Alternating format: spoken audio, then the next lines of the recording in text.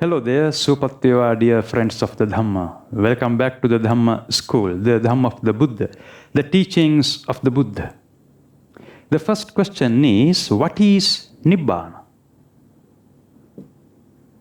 The term Nibbana is made up of two words, Ni plus Bana. Ni means no, ending or liberation. Bana means bond or bondage. Then the liberation from bondages. What kind of bondages? Ragakkayu, dosakkayu, mohakkayu, edan vucchati nibbananti.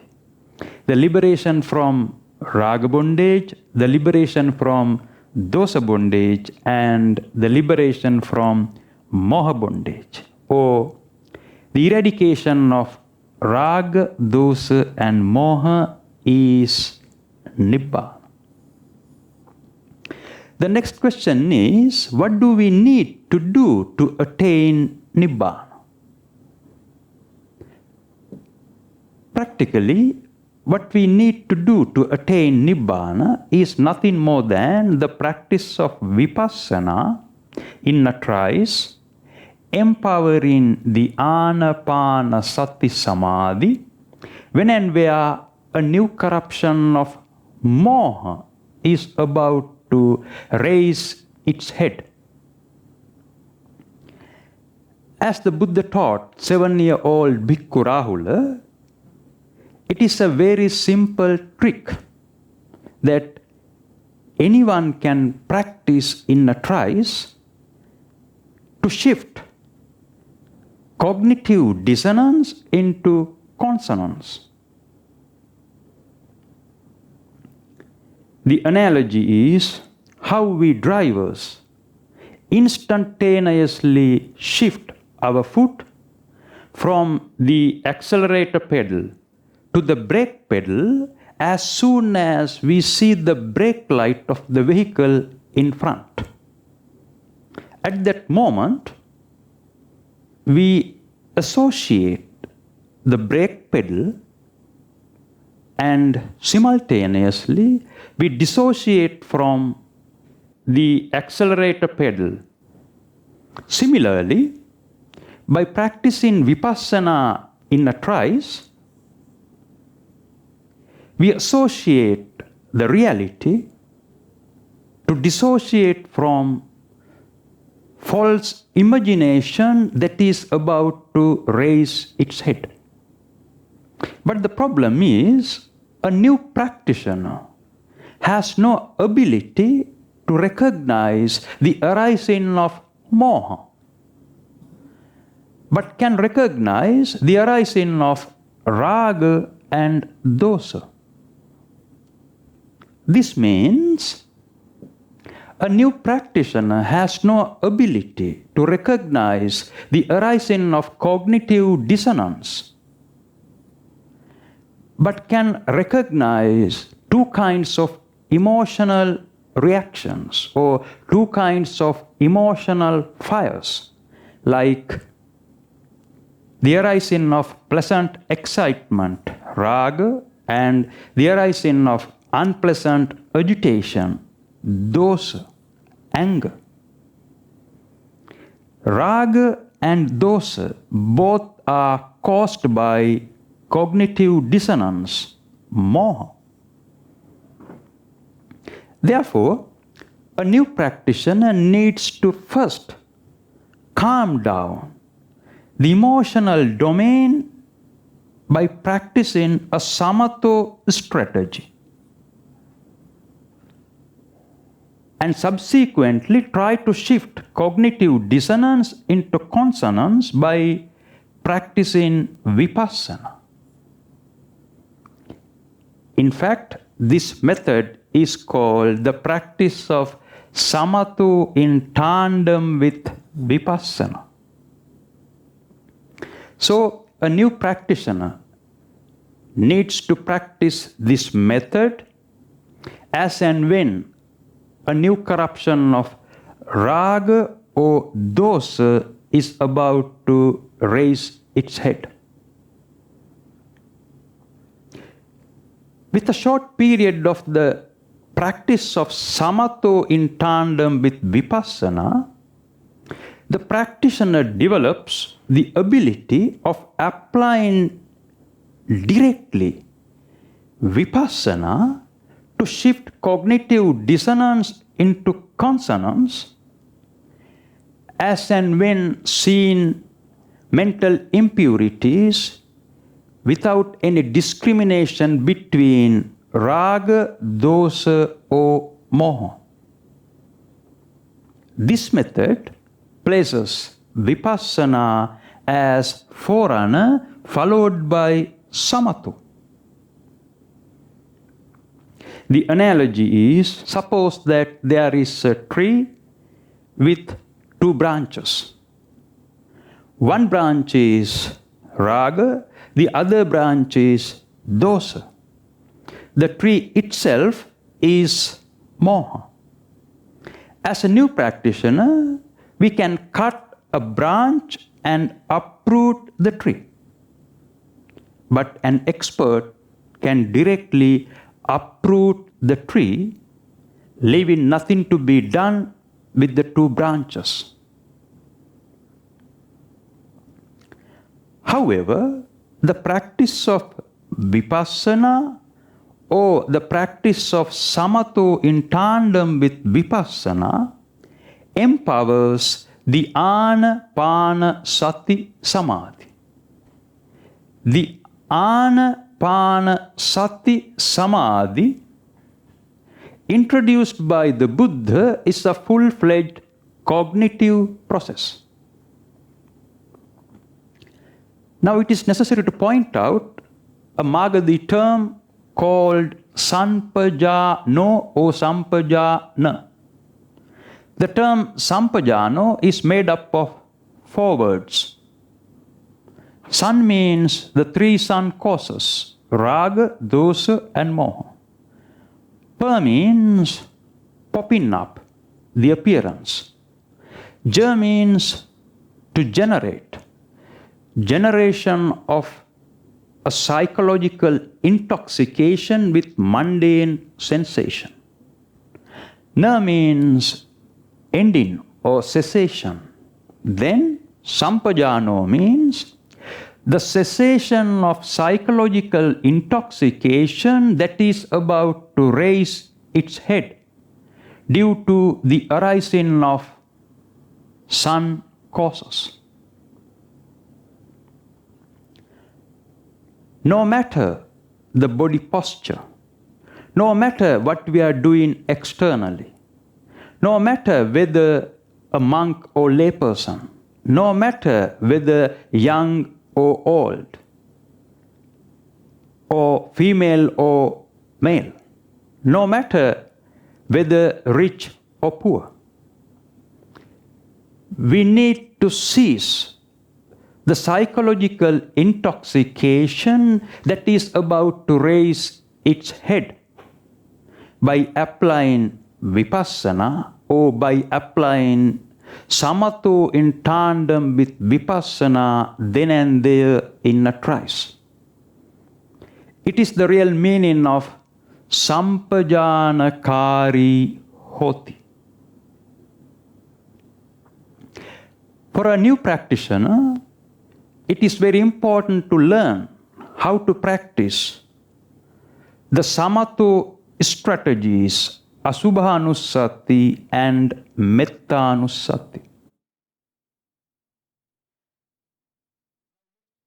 Now let's try to understand how to apply the samatha strategy asubhanusati in the trice. Asubha, A means the abandonment, Subha means pleasant quality or pleasant nature. Anu means anusaya, new corruptions. Here specifically a new corruption of craving. Sat is the law. Then the abandonment of the pleasant quality to dissociate from a new corruption of craving, following the law of cause and effect and the principle of existential indebtedness. Now the question is, how can we abandon the pleasant quality? The key term is vibhajana. Vibhajana. Vibhajana means breaking down into parts or fragmentation to see the reality as it is. The Buddha was called Vibhajyavadi because the Buddha broke down everything into fragments to see the reality. And the Buddha gave us a few options as strategies to calm down our pleasant excitements. The first option is the analysis of the human body as 32 parts. Normally, we sense or view an object as a single unit. That unitary perception by itself is a misperception. Moreover, we view an object as unchanging, which is another misperception because in this world, everything is in a process of inevitable, perpetual transformation. We further misperceive its pleasant quality with reference to our past cognitive corruptions or past conditioning, in Magadhi known as asava. If we are on the verge of getting excited or getting impassioned because of the perception of pleasant person or pleasant body, instantaneously we need to break down that pleasant mental object into its component parts and see the fragments.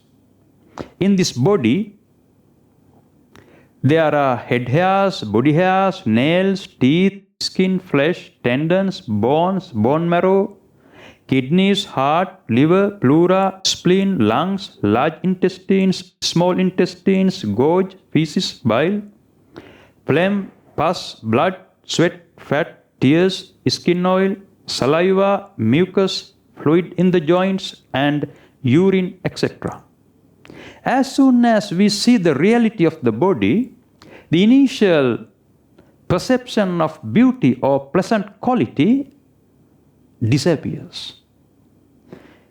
The emotional excitement that was about to get entertained is conciliated.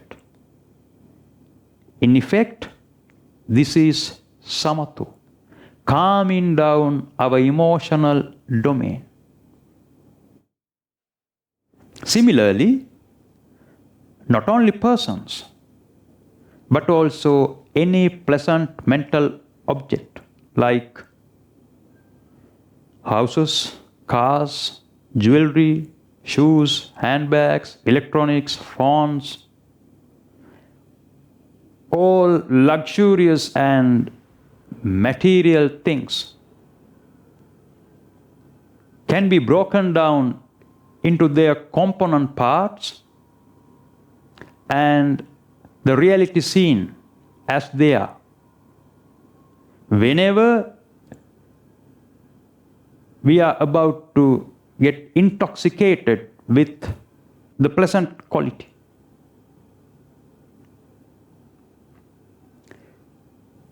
This practice empowers the Anapana Sati Samadhi. We associate the reality to dissociate from false imagination called the perception of beauty or pleasant quality.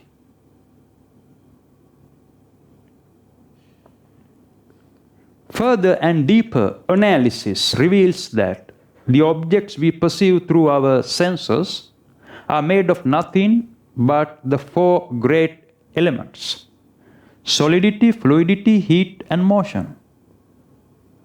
This is another strategy to calm down our pleasant excitements. The Buddha gave us yet another level of analysis of this body we nourish and cherish by inviting us to view a corpse through its recognizable stages of decomposition.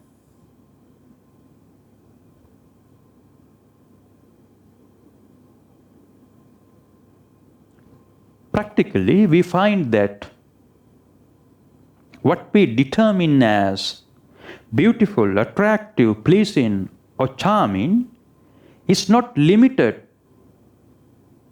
to the object we perceive, but includes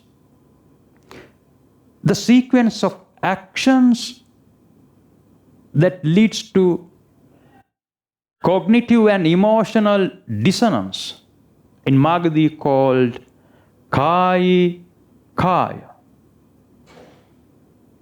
Therefore, what we perceive as beautiful, attractive, pleasing, or charming, in reality is nothing but a corrupted psychophysiological cognitive process.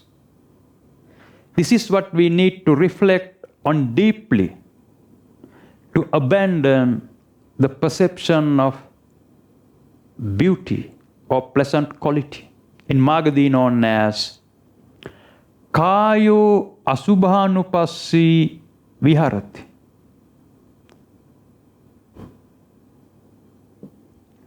Now let's try to understand how to practice the Samatho strategy, loving kindness or universal benevolence. Mettanussati. Metta, loving kindness. Anu, a new corruption of aversion. Sati, the law.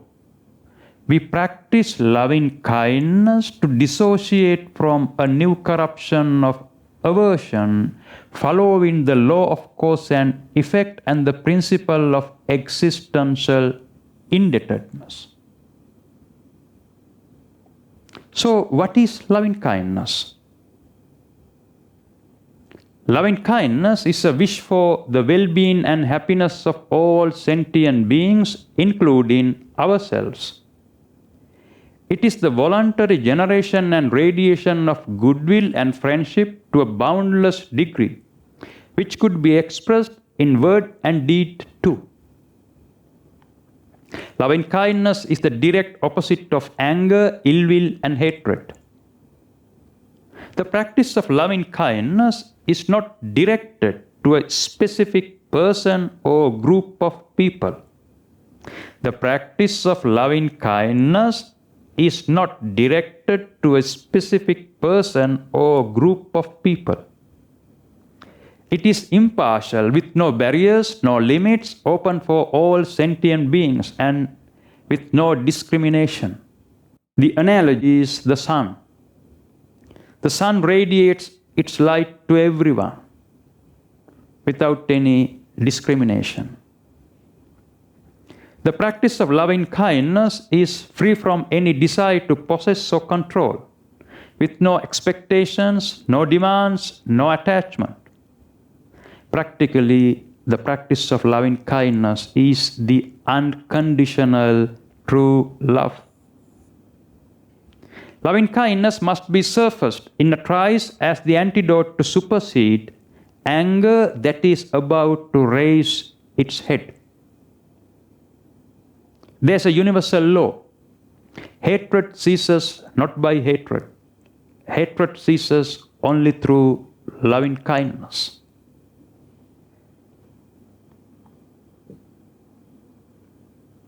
Are you loving kindness? Aryu, A means the abandonment, Riya means the journey of existence. The practice of loving kindness to abandon the journey of existence. So, how can we practice loving kindness to abandon the journey of existence? For example, may all sentient beings and I attain Sotapannahood and be free from stress. May all sentient beings and I attain Sakadagamihood and be healthy. May all sentient beings and I attain Anagamihood and be healed. May all sentient beings and I attain Arahantahood and be free from all kinds of stress caused by sun causes.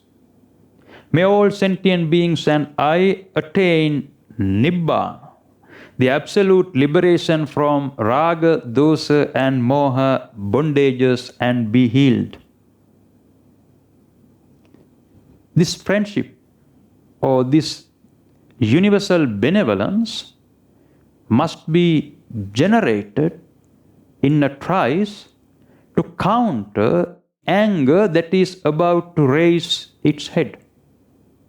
It requires continuous and relentless practice.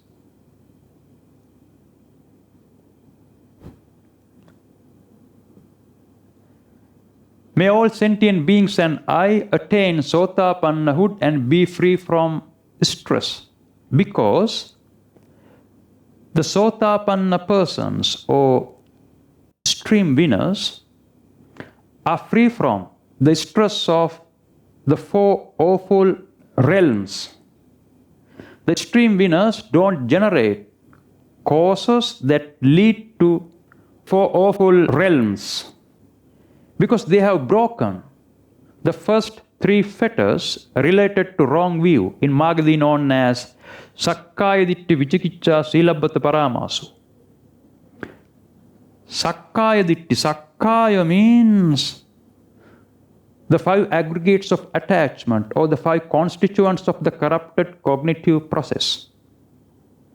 Ditti means view, then Sakkaya Ditti means powerful perspective of possessiveness and personalizing the five aggregates of attachment as being very valuable and rewarding. Vichikiccha, the term Vichikiccha is made up of four words. V means Vijnana energy, corrupted cognitive energy. Chi means Chitta, emotional domain. Ki means impure. Icha means innate mental desire. Then, impure desire of corrupted emotional domain, Vichikiccha. Silabbata Paramaso means taking mundane morality, rites and rituals as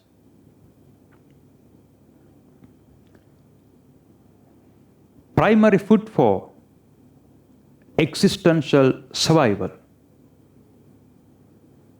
May all sentient beings and I attain Sakadagamihood and be healthy, because the Sakadagami person has greatly attenuated two more fetters, in Magadhi known as Kamaragu and Patigu.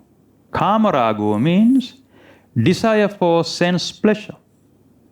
Patigo means innate mental discord.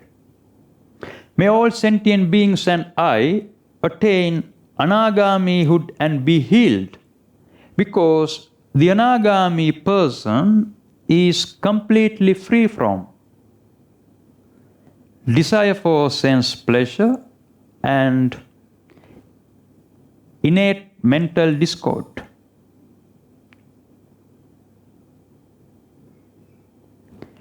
May all sentient beings and I attain Arahantahood and be free from all kinds of stress, because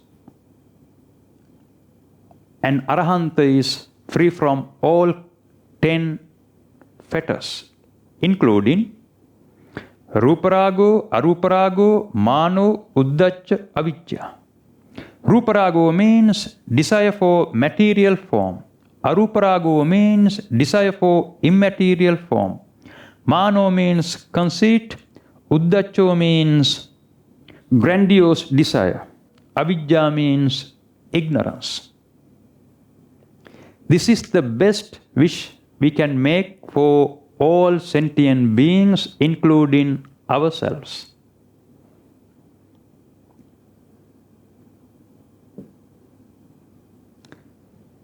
Now we know how to practice the samatha strategies to calm down our emotional domain.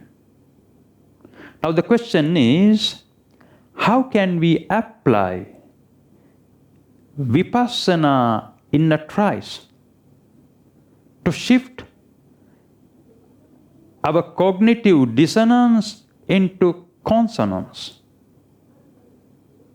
All right, let's continue our discussion in our next lesson. Supatveva, everyone.